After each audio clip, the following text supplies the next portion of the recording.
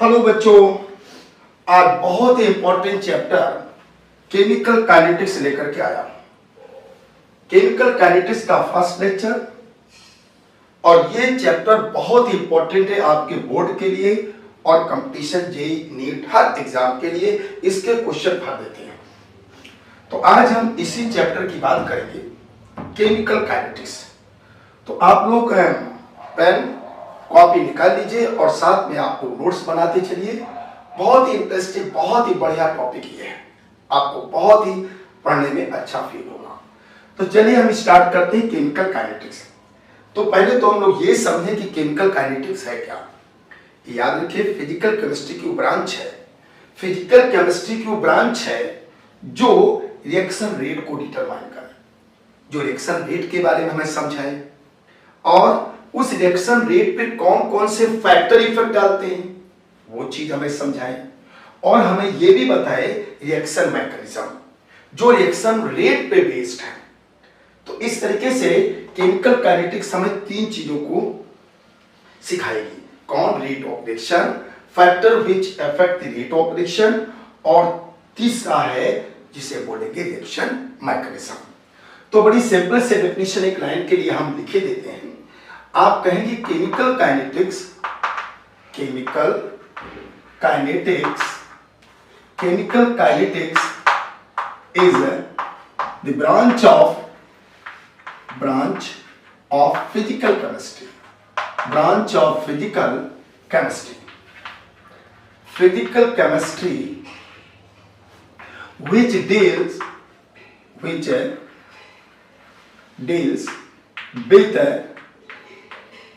with the study of number one। कौन कौन सी study को शो करेंगे? नंबर एक, rate of reaction, rate of reaction यानी रेट ऑफ रिएक्शन को समझाए। नंबर टू, फैक्टर्स यानी factors which affect the rate of reaction, rate of reaction, जो रेट ऑफ रिएक्शन को पे फैक्टर डालते हैं, फैक्टर उन्हें, और इसके बाद रिएक्शन मैकेनिज्म, रिएक्शन मैकेनिज्म के बारे में, और जो फैक्टर किसी रिएक्शन पे इफेक्ट डालते हैं उसके बारे में हमें समझाएं। यानी chemical kinetics is the branch of physical chemistry which deals with the study of rate of reaction, factor which affect the rate of reaction and reaction mechanism। Reaction mechanism का मतलब जो रेट ऑफ रिएक्शन पे mechanism based है उस mechanism को समझाएगी। तो ये chemical kinetics हो गई। अब मेन बात यहाँ पे आती है कि रेट ऑफ रिएक्शन है क्या।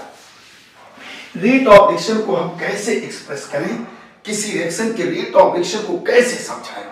तो जैसे मान लीजिए यहाँ पे एक रिएक्शन है A चेंज इनटू मान लीजिए B है, एक reaction N change into P है।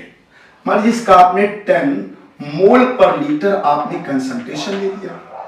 इनिशियल स्टेट में 0 बना, लेकिन मान लिया 1 सेकंड में ये 4 मोल पर लीटर बन गया। तो ये बचा कितना? 10-4। ठीक, अच्छा देखिए 4 मोल पर लीटर कंसंट्रेशन इंक्रीज हुआ, जितना ये प्रोडक्ट इंक्रीज हुआ उतना ही रिएक्टेंट डिक्रीज हो गया। 4 मोल पर लीटर ये बढ़ गया तो 4 मोल पर लीटर ये डिक्रीज हो गया, घट गया। ठीक, आइए इसको हमने भी 10 मोल पर लीटर इसको भी ले लिया, 0 बना। फिर मान लीजिए 1 सेकंड में ये मिल गया इस तरीके से 2 मोल पर लीटर, तो बचा कितना? 10-2 मोल पर लीटर। 2 इंक्रीज हुआ तो ये तो डिक्रीज हो गया। अगर हम इसमें तुमसे ये पूछें कि बताओ ये इन दोनों में से कौन रिएक्शन तेजी से हो रही है, तो आप तुरंत कहोगे ये,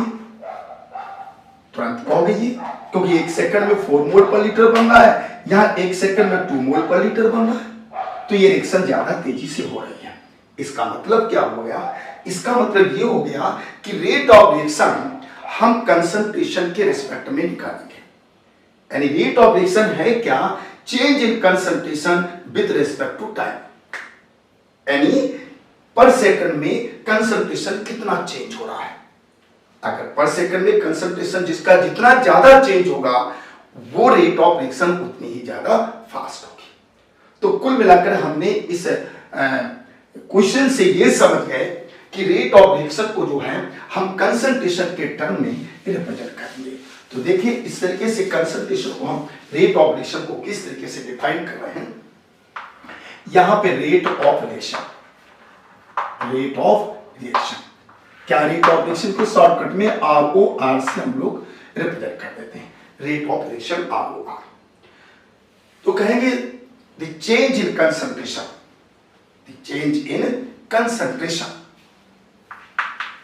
change in concentration of reactant or product। Reactant or product, अब देखिए आप समझ गए रिएक्टेंट या प्रोडक्ट, क्योंकि प्रोडक्ट जितना इंक्रीज होगा उतने रिएक्टेंट डिक्रीज होगा। तो कुल मिलाकर चेंज इन कंसंट्रेशन दोनों सेम होंगे। तो the change in concentration of reactant or product per unit time during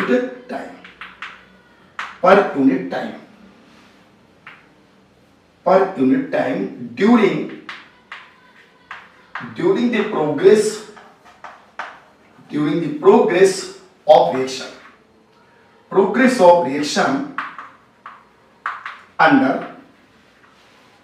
specified condition is called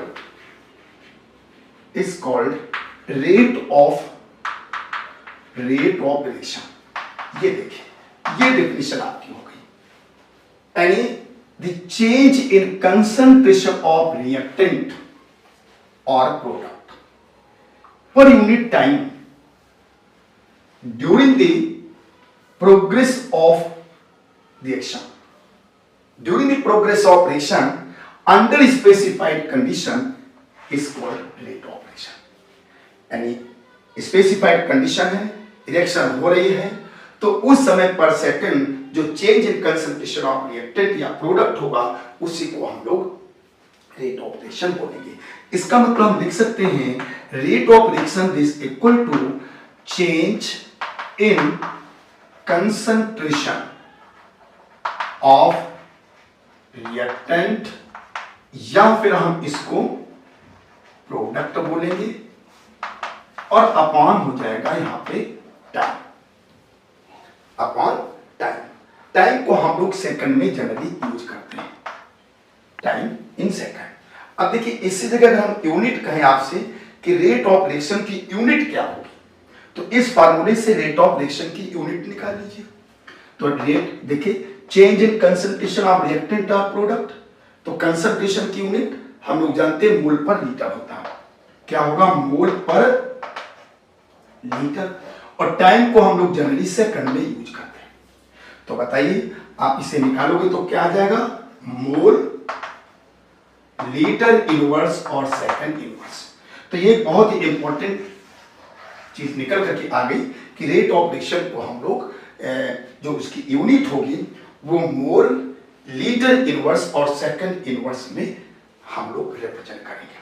तो ये हम लोगों के पास देखिए रेट ऑफ रिएक्शन को जनरली हम लोग लेसन में ये कंसंट्रेशन के टर्म में ही जितनी प्रॉब्लम होगी, जितने क्वेश्चन होंगे इसी में आएंगे। लेकिन अगर रेट ऑफ रिएक्शन को आप जो है कंसंट्रेशन के टर्म में ना रिप्रेजेंट करें तो और भी मेथड है। जैसे हमने कहा यहां पर आपने कहा change in concentration, change in concentration, change in concentration with respect of time, with respect to time, and change in concentration with respect to time, with respect to time।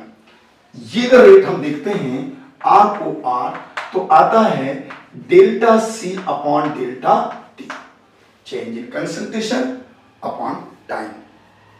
इसी तरीके से हम अगर मान लीजिए कंसंट्रेशन इसी को यूज करना है पूरी लेसन में, याद रखिएगा। लेकिन सेकंड पॉइंट अगर मान लो कंसंट्रेशन में नहीं है तो तो ये हम ऐसे भी रिप्रेजेंट कर सकते हैं, change in number of mole with respect to time. तो इसमें हम रेट ऑफ रिएक्शन को जो रिप्रेजेंट करेंगे delta N upon delta T, ये भी रेट ऑफ रिएक्शन होती है, लेकिन हमें इसकी जरूरत नहीं पड़ेगी इस रिएक्शन में। आगे और भी हम कह सकते हैं चेंज इन प्रेशर, क्योंकि कोई रिएक्शन गैसेस स्टेट में होती है तो उसमें प्रेशर भी चेंज हो जाता है।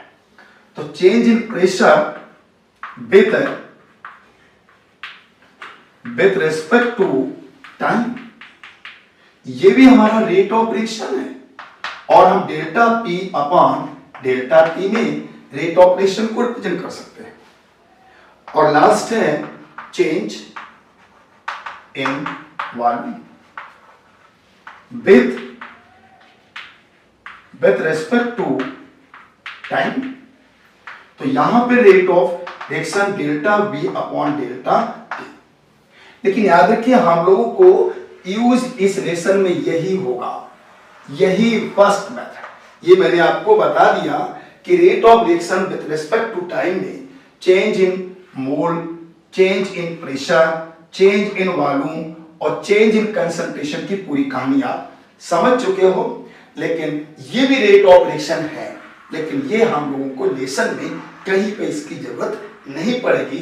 टोटली ऊपर वाले change in concentration with respect to time, ये चीज हम लोगों के इसमें पूरे लेसन में यूज होगा। चलिए रेट ऑफ रिएक्शन की बात हो गई। अब रेट ऑफ रिएक्शन हम किन रिएक्शनों को डिटरमाइन कर सकते हैं। देखिए रेट ऑफ रिएक्शन, कुछ रिएक्शन ऐसी होती है जो बहुत ही फास्ट रिएक्शन होती है, any very fast reaction, fast reaction.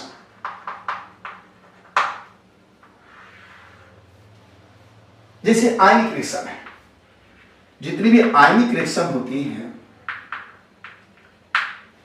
ये आयनिक रिएक्शन बहुत ही तेजी से होती है। आयनिक रिएक्शन जैसे कोई हमने ले लिया, सपोज करो NaCl प्लस और BaCl2 ले लिया या BaSO4 ले लिया, ये आयनिक रिएक्शन है। ऐसे आयनों में आप इस तरीके से, ये इसके साथ जाएगा, ये इसके साथ जाएगा, तो यहां पर बन जाएगा Na2SO4 और प्लस ट्वाइस प्लस BaCl2, ये चीज मिल गई। तो ये आयनिक रिएक्शन है, और ये रिएक्शन जानते हो बहुत तेजी से होती है, 10⁻⁶ सेकंड में कंप्लीट हो जाती है। तो इतनी फास्ट रिएक्शन जब होती है तो इस रिएक्शन का रेट हम लोग डिटरमाइन नहीं कर सकते हैं। यानी आप ये समझिए कि रेट ऑफ रिएक्शन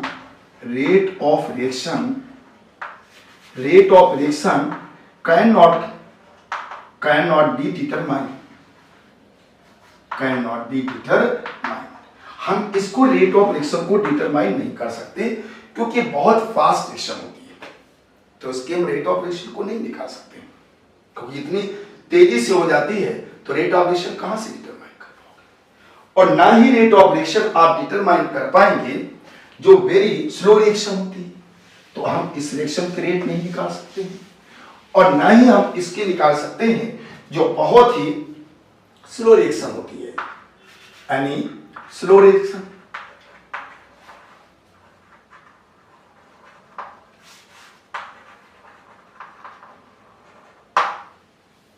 जो स्लो रिएक्शन होती है, जो बहुत दिनों में वो रिएक्शन कंप्लीट होती है, उसका रेट भी हम लोग प्रैक्टिकली डिटरमाइन नहीं कर पाएंगे। जैसे मान लीजिए हमने एग्जाम्पल में दिया, एग्जाम्पल में इसका रस्टिंग ऑफ आयरन की बात करता हूं। रस्टिंग ऑफ आयरन, अगर रस्टिंग ऑफ आयरन की बात करें तो ये बहुत सालों में रिएक्शन होती रहती है, इसलिए हम इसके भी रेट को डिटरमाइन प्रैक्टिकली नहीं कर सकते हैं। प्रैक्टिकली क्योंकि रिएक्शन पता चला कि एक साल में जंग लग रही है, सालों लग रही है, तो प्रैक्टिकली कहां डिटरमाइन कर पाओगे। हाँ, जो मॉडरेट रिएक्शन होती हैं, जिनका रेट ना तेजी से ना बहुत धीमे। मॉडरेट रिएक्शन होती हैं और ये रिएक्शन होती है जैसे मॉलिक्यूलर रिएक्शन, इन्हें मॉलिक्यूलर रिएक्शन बोलते हैं। तो मॉलिक्यूलर रिएक्शन में जैसे हमने लिख दिया SO2 प्लस O2 और दिस चेंज इनटू यहाँ पे ट्वाइस SO3, ये रिएक्शन है। इस टाइप की रिएक्शन की रेट को हम मेजर कर सकते हैं। तो याद रखिए जो बहुत रिएक्शन फास्ट होती है आयनिक रिएक्शन, उनकी रेट को हम डिटरमाइन नहीं कर सकते हैं, और जो रिएक्शन बड़ी ही धीमे से होती हैं, जो बहुत ही टाइम लगता है, तो प्रैक्टिकली हम लोग उनको भी नहीं निकाल सकते हैं, वो यूजफुल हमारे लिए नहीं है।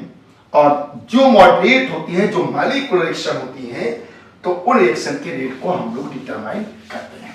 अच्छा, ये बात होने के बाद अब देखिए बात आती है कि जो रेट ऑफ रिएक्शन है, अगर लॉ मास एक्शन आप देखिए, जैसे मान लीजिए यहाँ पर A प्लस B हो गया और दिस चेंज इनटू सपोज करो यहाँ पे प्रोडक्ट होगा, ठीक।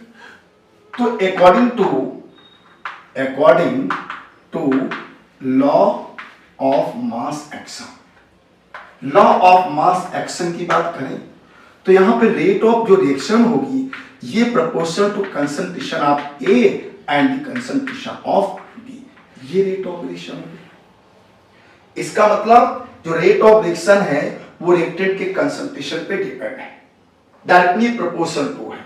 तो इनिशियल स्टेट में जब इनका कंसंट्रेशन ज्यादा होगा तो रेट ऑफ रिएक्शन भी तेजी से होगी, और जैसे जैसे रिएक्शन होती जाएगी तो इसका कंसंट्रेशन घटने लगेगा और इनका कंसंट्रेशन बढ़ने लगेगा। प्रोडक्ट का बढ़ेगा, रिएक्टेंट का घटेगा। तो जैसे मान लीजिए अगर हम यहाँ पे टाइम ले लें और यहाँ पे कंसंट्रेशन ले लें, कौन सा, रिएक्टेंट का कंसंट्रेशन ले लिया, तो यहाँ पे 0 है तो रिएक्टेंट का कंसंट्रेशन तो बहुत हाईएस्ट होगा, लेकिन जैसे जैसे रिएक्शन होगी वैसे वैसे कंसंट्रेशन डिक्रीज होने लगेगा। देखिए रिएक्टेंट के लिए है, ये किसके लिए है, रिएक्टेंट के लिए। इनिशियल स्टेज में कंसंट्रेशन बहुत ज्यादा, जैसे जैसे टाइम पास हुआ वैसे वैसे कंसंट्रेशन डिक्रीज होता गया, ठीक। अगर हम यहीं पे इसी तरीके से अगर हम यहाँ पे टाइम ले लें और यहाँ पे ले लें प्रोडक्ट, यहाँ पे क्या ले लिया, प्रोडक्ट का कंसंट्रेशन, तो यहाँ तो 0 होगा इनिशियल स्टेट में, फिर धीरे धीरे प्रोडक्ट का कंसंट्रेशन बढ़ना स्टार्ट हो जाएगा। तो इस तरीके से ये ग्राफ लाइन किसके लिए है, प्रोडक्ट के लिए है। इनिशियल स्टेट में 0 है, जैसे से टाइम पास होगा इसका कंसंट्रेशन इंक्रीज होता जाता है।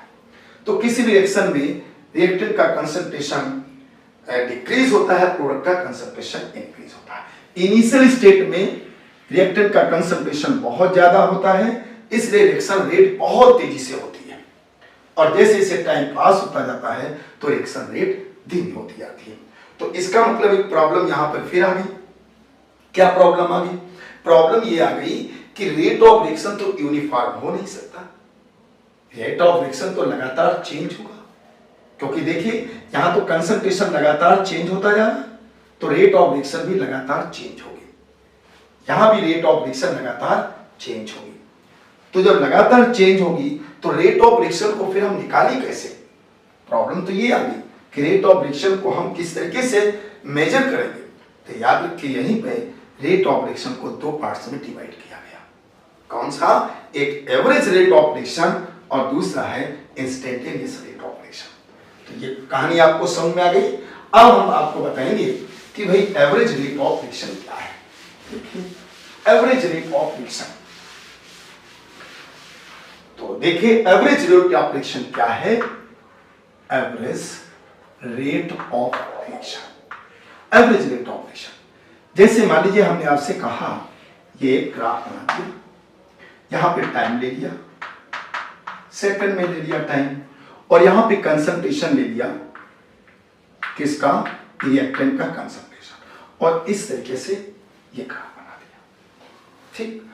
अब हमने कहा कि यहां से यहां तक जब हम आए तो रेट ऑफ रिएक्शन क्या होगी, तो इस पॉइंट से जब इस पॉइंट तक आओगे तो ये एवरेज रेट ऑफ रिएक्शन आपकी आएगी, यहां पे एवरेज रेट ऑफ रिएक्शन आएगा। जैसे मान लीजिए इस पॉइंट पे इसका कंसंट्रेशन सपोज कीजिए ये मोल पर लीटर में है, यहाँ पे 10 है, और यहाँ पे मान लीजिए कंसंट्रेशन 2 है, और इस पॉइंट को यहाँ पे ऐसे किया तो यहाँ पे 2 सेकेंड हो गया, और यहाँ पे मान लिया इस तरीके से 4 सेकंड हो गया 4। तो हमने आपसे कहा कि भाई यहां से यहां तक जाने पे रेट ऑफ रिएक्शन क्या होगी, रेट ऑफ रिएक्शन क्या होगी। तो हम लोग एवरेज रेट ऑफ रिएक्शन यहां से जब यहां तक निकालेंगे तो ये एवरेज रेट ऑफ रिएक्शन आएगा। तो चलिए एवरेज रेट ऑफ रिएक्शन हमने आपसे कहा कि एवरेज रेट ऑफ रिएक्शन ये delta C upon delta T होगा, डेल्टा सी। और अगर माइनस यहां पे लगा दे तो और ये अच्छा हो जाएगा। आप कहेंगे माइनस क्यों लगा रहे हैं? माइनस इसलिए लगा रहे हैं क्योंकि यहां पर रिएक्टेंट का कंसंट्रेशन डिक्रीज हो रहा है। और नहीं तो आप ऐसे लिख दीजिए C2 minus C1 upon T2 minus T1। अब C2 कितना है बताइए? C2 तो तुम्हारा ये टाइम है, T2 ये, तो T2 के लिए C2 ये हो गया, ये तुम्हारा C1 हो गया कंसंट्रेशन। तो C1 कंसंट्रेशन कितना है 10 और C2 कितना है 2। तो यहां पर C2 तो हो गया 2 और यहां C1 हो गया 10, T2 हो गया 4 और यहां पर हो गया 2। तो इसे आप जब करेंगे तो आएगा -8 अपॉन 2, या लिखेंगे -4, यहां मोल लीटर इनवर्स और सेकंड इनवर्स। ये रेट ऑफ रिएक्शन आपकी आ गई। कौन सी आ गई? Average rate of reaction -4 mole litre inverse second inverse. वैसे माइनस इसलिए लिख दिया गया यहां पे क्योंकि रिएक्टेंट का कंसंट्रेशन डिक्रीज हो रहा है। बाकी माइनस साइन केवल इसी बात को शो करता और यहां पे कुछ नहीं। तो इसका मतलब रेट अगर हम कहें तो रेट हो जाएगा 4 मोल लीटर इनवर्स और सेकंड इनवर्स।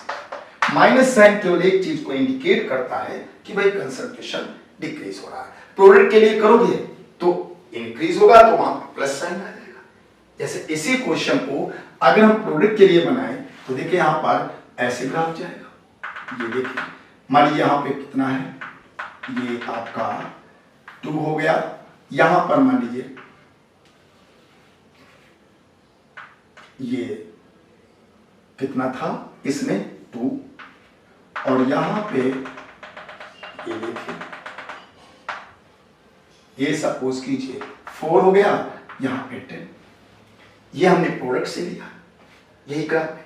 तो देखिए यहां प्लस आएगा, क्यों? क्योंकि यहां पर आ जाएगा C2 minus C1 upon T2 minus T1।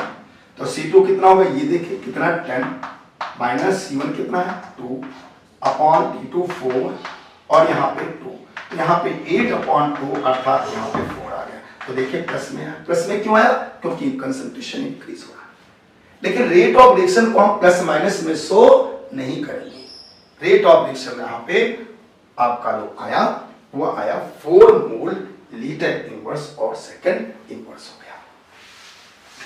अब देखिए रेट ऑफ रिएक्शन को किसी रिएक्शन में, एवरेज रेट ऑफ रिएक्शन को हम किसी रिएक्शन से कैसे रिप्रेजेंट करते हैं।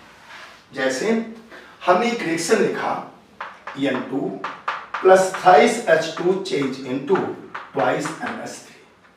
अगर हम आप कहें आपसे कि एवरेज रेट ऑफ रिएक्शन को आप लोग शो करिए तो देखिए इसका कंसंट्रेशन डिक्रीज होगा, तो डिक्रीज होगा तो यहाँ पे -1/1 हो गया डेल्टा और यहां पर N2 का कंसंट्रेशन और अपान यहां पर आ जाएगा टाइम।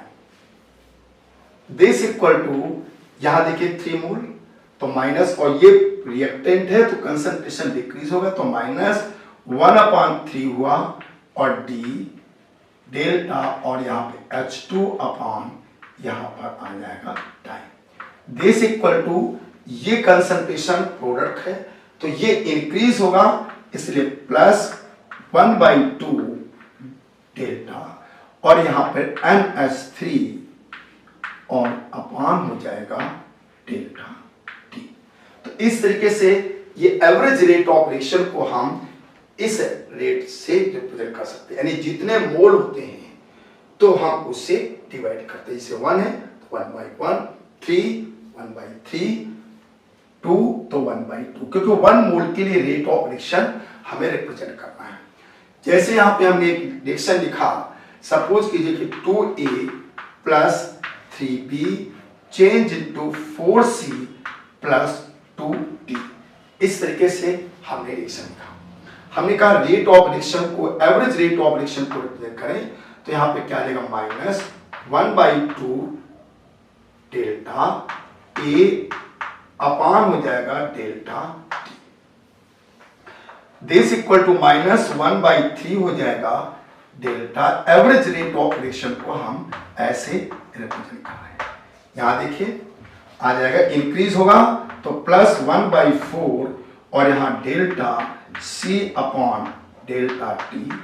यहां पर भी प्लस हो जाएगा 1/2 और डेल्टा D अपॉन और यहां पर डेल्टा टी हो जाएगा। यहां पे जो प्रोडक्ट होगा इसका कंसंट्रेशन इंक्रीज होगा तो एप्रियंस होगा, और इनका कंसंट्रेशन डिक्रीज होगा तो डिसएप्रियंस होगा। तो जैसे अगर हम कहें कि रेट ऑफ एप्रियंस ऑफ ए, अगर रेट ऑफ एप्रियंस ऑफ ए की बात करें तो दिस इक्वल टू हो जाएगा, ये जो वैल्यू है तो इसको हम लिखेंगे minus delta A upon delta T. ये रेट ऑफ एप्रियंस ऑफ ए हो जाएगा। इसी तरीके से जैसे हमने कह दिया रेट ऑफ डिसएप्रियंस ऑफ, मान लीजिए हमने बी कर दिया, ये एप्रियंस ऑफ, सॉरी इसमें डिसएप्रियंस होगा क्योंकि ये ए का कंसंट्रेशन तो डिक्रीज होगा तो यहां पे डिसएप्रियंस लगेगा,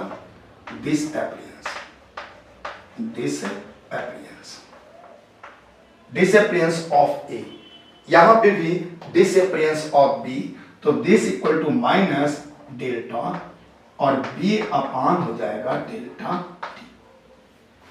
इसी तरीके से अगर हम एप्रियंस की बात करें तो प्रोडक्ट आएगा, तो रेट ऑफ एप्रियंस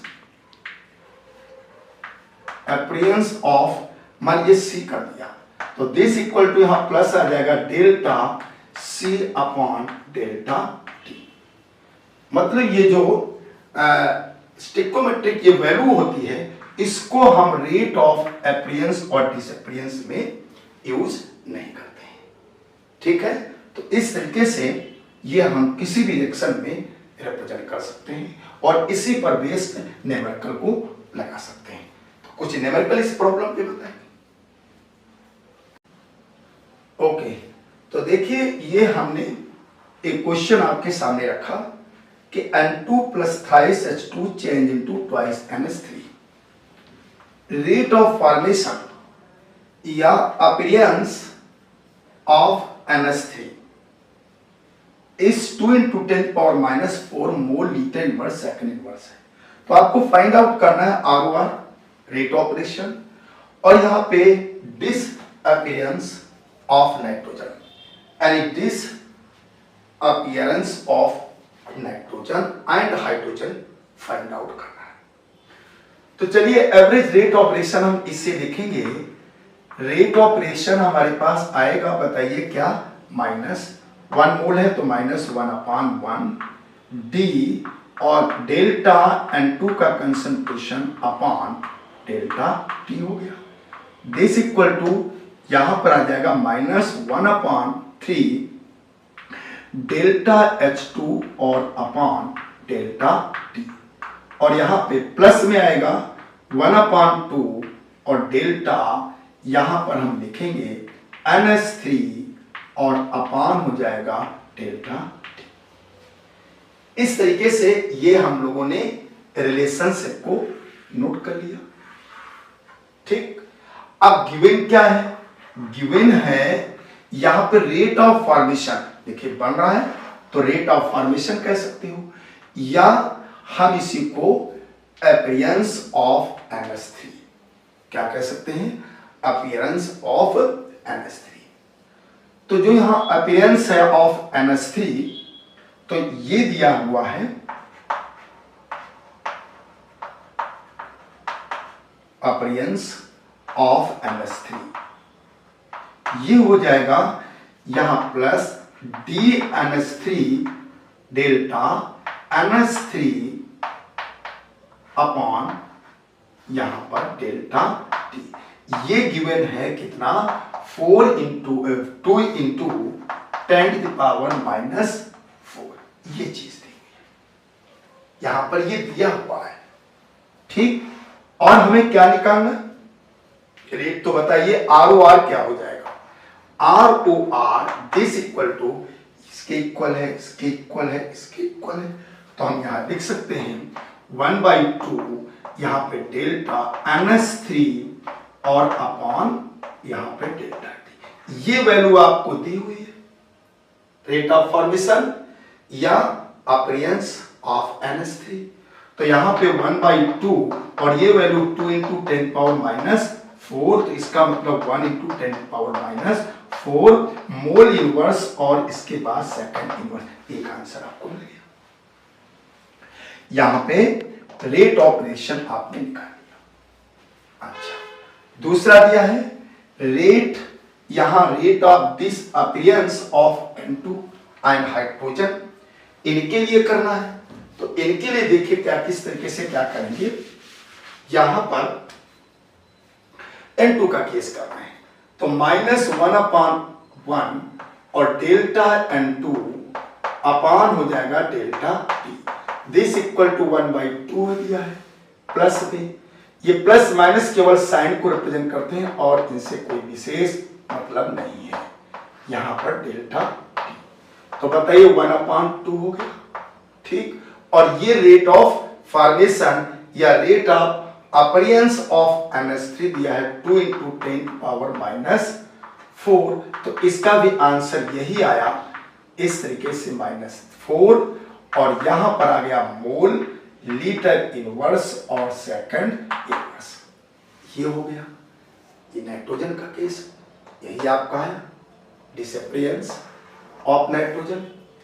और हाइड्रोजन का भी कह रहा है, हाइड्रोजन कितना -1/3, यहां पे delta H2 upon delta T, this equal to 1/2 plus में और डेल्टा NH3 और अपॉन दिया है डेल्टा T। यहां पे disappearance of hydrogen, disappearance of hydrogen, तो यहां 3/2 हो जाएगा, 3 ऊपर चला जाएगा, यहां प्लस और डेल्टा NH3 और अपान आ जाएगा डेल्टा T। तो यहां पर हम वैल्यू रखेंगे तो 3/2, और ये वैल्यू हमें दी हुई है कितनी 2 into 10 power -4, 2 cancel, 3 into 10 power यहां पे -4 मोल और लीटर इनवर्स सेकंड इनवर्स। ये आंसर आ गया, मतलब इसका मतलब माइनस साइन इस बात को इंडिकेट कर रहा है कि यहां पे हाइड्रोजन का कंसंट्रेशन डिक्रीज हो रहा है, नाइट्रोजन का कंसंट्रेशन यहां पे डिक्रीज हो रहा है। तो जब डिक्रीज हो रहा है तो हम इसे बोलेंगे क्या, डिसअपीयरेंस, और इंक्रीज हो रहा है तो उसे बोलेंगे अपीयरेंस, ठीक है, अपीयरेंस और डिसअपीयरेंस। इस तरीके से कहानी हो गई। अच्छा, इसके बाद देखिए और भी क्वेश्चन क्लियर हो गया। इसके बाद देखिए और भी क्वेश्चन हम आपको दिखाते हैं, इसी से रिलेटेड क्वेश्चन आप लोग और देखिए। जैसे मान लीजिए हमने आपका क्वेश्चन दिया, एक क्वेश्चन दे रहा हूं कि सपोज कीजिए 2a plus 2a change into 4b और प्लस यहां पर c है, ठीक है। ये क्वेश्चन दे रहा है, क्वेश्चन नंबर 2, और यहां पर दिया है concentration of B is found to increase by 5 into 10 to power minus 10 mole per liter in 10 second. अब हमने कहा फाइंड करें नंबर 1 ROR, नंबर 2 यहां पर rate of disappearance of disappearance of A, next rate of appearance of C, ये find out करना है। पहले तो आप ये समझे concentration of B is found to increase by 5 into 10 power minus 10 mole per liter in 10 second, in 10 second। तो यहां पर हम लिखेंगे सबसे पहले B, यहां पे B का फॉर्मेशन होगा, तो हम यहां पे लिख सकते हैं rate of appearance of B। तो अपीयरेंस ऑफ B तो डेल्टा C, और या डेल्टा लिख सकते हैं delta B change in concentration upon delta T, ये हो जाएगा। और प्लस में होगा क्योंकि कंसंट्रेशन इंक्रीज हो रहा है, बढ़ रहा है। तो देखिए यहां क्या है, delta concentration of B is found to increase by 5 into 10 to power minus 10, कितने में, 10 में, ये आ गया। तो यहां पे 5 into 10 power minus 11, ये आ जाएगा मोल लीटर इनवर्स और सेकंड इनवर्स, ये कंडीशन है। तो rate of appearance of B आ गया। अब हमें क्या निकालना है, ये देखिए ROR, रेट ऑफ रिएक्शन। तो rate of reaction this equal to, इससे पहले हम फार्मूला बनाने, आइए इधर बना लेता हूं। ROR दिस इक्वल टू, दो मॉलिक्यूल्स हैं तो -1/2 डेल्टा A अपॉन T हो गया। दिस इक्वल टू प्लस आ जाएगा 1/4 delta B upon delta T, और दिस इक्वल टू प्लस आ जाएगा 1 है तो 1/1 delta C upon delta T। ये हम लोगों ने उस इक्वेशन से एवरेज रेट को निकाल दिया। अब हमें ये रेट ऑफ रिएक्शन निकालना है। गिवन क्या है, ये चीज आपके पास दी हुई है, दी क्या निकाल लिया है, तो ये ROR हम इसके इक्वल कर देंगे। तो is equal to ROR equal to plus 1/4 और डेल्टा यहां पे B अपॉन डेल्टा T। तो यहां पे प्लस 1/4 और इंटू ये वैल्यू आपने ये निकाली है 5 इंटू 10 पावर माइनस 11। ठीक, तो हम इसको इसमें सॉल्व करेंगे तो 1 पॉइंट, इसके बाद 2 आएगा, 5 आएगा इंटू 10 पावर माइनस 11 मोल लीटर इनवर्स सेकंड इनवर्स, ये इसका रेट ऑफ रिएक्शन आ जाएगी। रेट ऑफ रिएक्शन आ गई क्योंकि ये हमारे पास दिया था तो इसी को इसके इक्वल कर दिया। जो भी दिया जाता है क्योंकि ये ROR तो तुम सबके इक्वल कर सकते हो, ये हो गया। अब देखिए दूसरा क्वेश्चन इसी में कह रहा है rate of disappearance of A, यानी डिसअपीयरेंस ऑफ A के बारे में बात करनी है। तो A क्या होगा, ये देखिए ये A है, ये हम इसके इक्वल कर सकते हैं। तो देखिए -1/2 और यहां पे delta A upon delta T, this equal to हमारा आ जाएगा 1/4 और यहां पे डेल्टा B अपॉन यहां पे डेल्टा T आ जाएगा। ये 2 उधर चला जाएगा तो देखिए माइनस ये डिसअपीयरेंस हो गया डेल्टा A अपॉन T 2/4 हो गया, और इसकी वैल्यू हमें दी है, इसको हमने निकाल दिया है। तो हम यहां पे रखेंगे कितना, यहां पे रखेंगे 5 इंटू 10 पावर माइनस 11 मोल लीटर इनवर्स सेकंड इनवर्स, ये चीज आ गई। यही जो आएगा ये rate of disappearance of A हो जाएगा।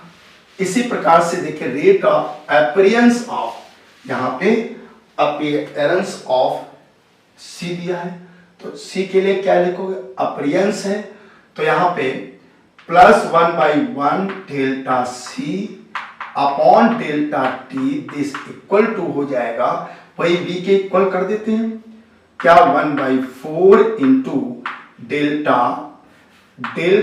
B upon delta T.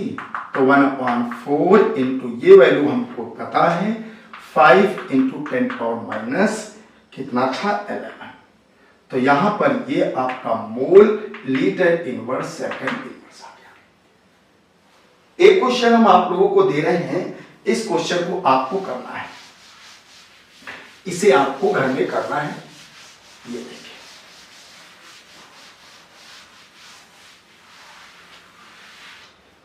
ये क्वेश्चन है question number 3, rate of change of D, rate of change of concentration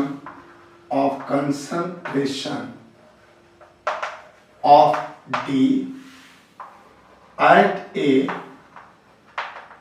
particular moment in the direction 2A plus B change into 3C plus 2D was 0.4 mole liter inverse और second inverse. ठीक है, ये दिया हुआ। और इसके बाद कह रहा है फाइंड है ROR, आप निकालिए। नंबर 2, rate of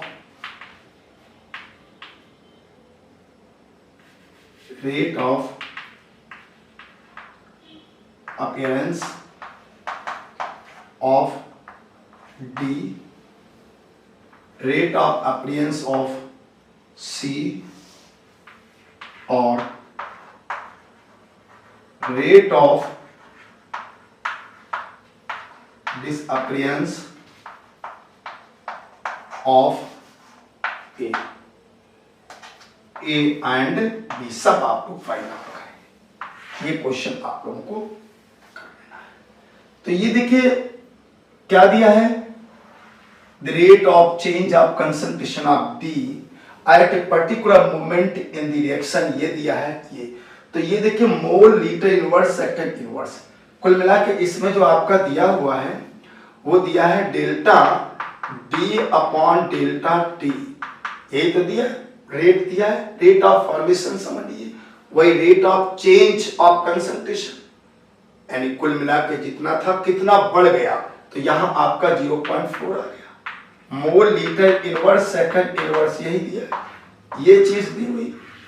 अब इस इक्वेशन से हम लोग क्या एवरेज रेट बना लेंगे ROR, this equal to -1/2 delta A upon delta T, this equal to -1/1, यहां पर delta B upon delta T हो जाएगा, दिस इक्वल टू प्लस हो जाएगा, यहां पे 1/3 delta C upon delta T, उधर हो जाएगा प्लस 1/2, और यहाँ पे delta D upon delta T। अब ये चीज दी है तो ये हम ROR को इसके इक्वल कर देंगे, इसके इक्वल कर देंगे, वैल्यू दी हुई है, यहाँ 2 से डिवाइड करेंगे 0.2 आ जाएगा। फिर तुम्हें क्या ये लगा, इसको इसके इक्वल कर देना, ये 2 वहां चला जाएगा, इसको इसके इक्वल कर देना, इसके इक्वल करके इसकी वैल्यू आपके पास है, साइड पॉइंट निकाल लोगे। अब इसके बाद दूसरा रेट आता है जिसका नाम है इंस्टेंटेनियस रेट ऑफ रिएक्शन। ये सब एवरेज रेट ऑफ रिएक्शन पे बातें चल रही थी। अब जरा instantaneous rate of reaction very small time के लिए होता है, वेरी स्मॉल टाइम, यानी आप कहेंगे इंस्टेंटेनियस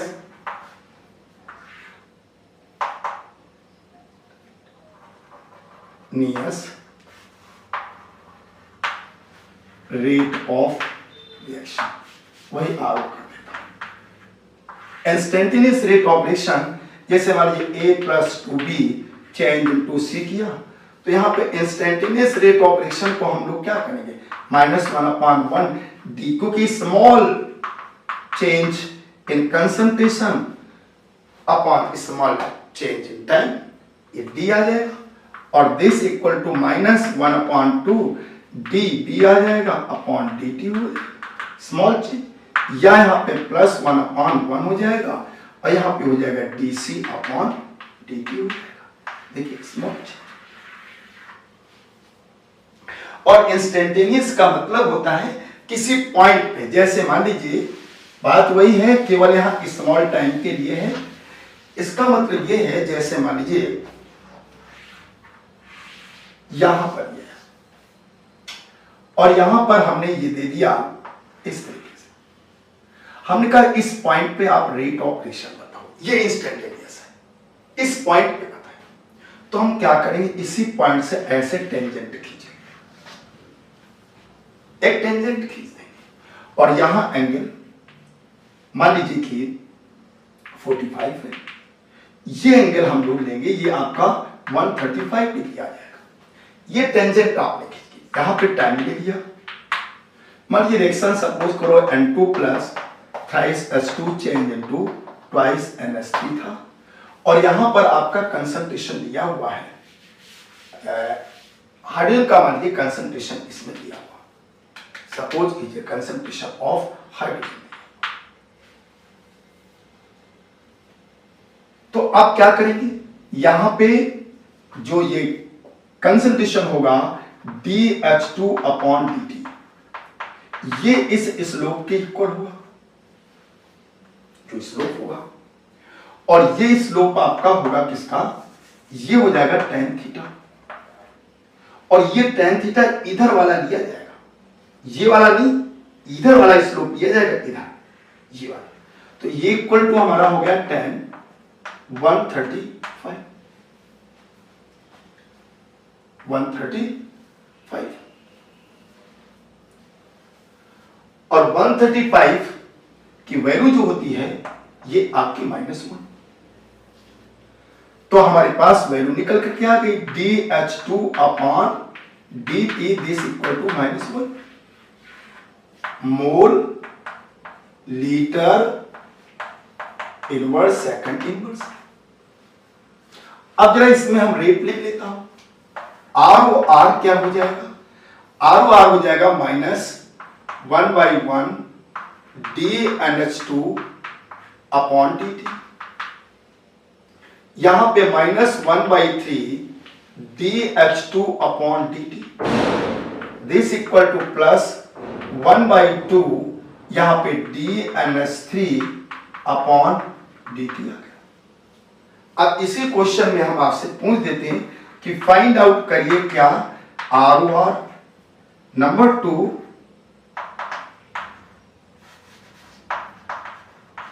अपीयरेंस ऑफ NH3 और डिसअपीयरेंस ऑफ नाइट्रोजन। तो ROR हमारा क्या, ये किसके इक्वल हो गया, इनके इक्वल है, तो ये हम इसके इक्वल कर देता हूं, तो ROR हमारे पास आ जाए -1/3 और dH2/dt -1/3 इनटू, ये बताइए कितनी वैल्यू निकली है, -1, तो -1 तो 1/3 इसका आंसर हो गया 1/3।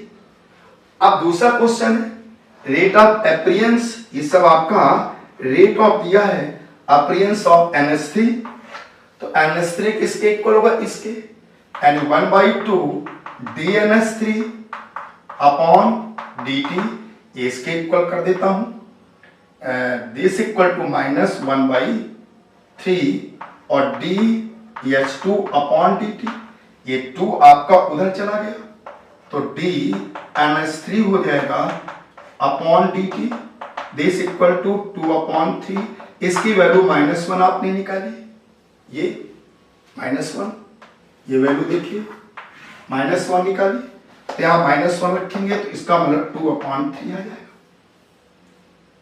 इसके बाद यहां पे दिया है rate of disappearance of N2, तो rate of disappearance of N2, तो ये देखिए इस वैल्यू को हम इसके इक्वल कर सकते हैं, तो क्या आ जाएगा -dN2/dt इज इक्वल टू -1/3 और यहां पर आपका आ जाएगा, बोलिए dEH2/dt -1/3 इसकी -1 तो 1/3 आंसर है।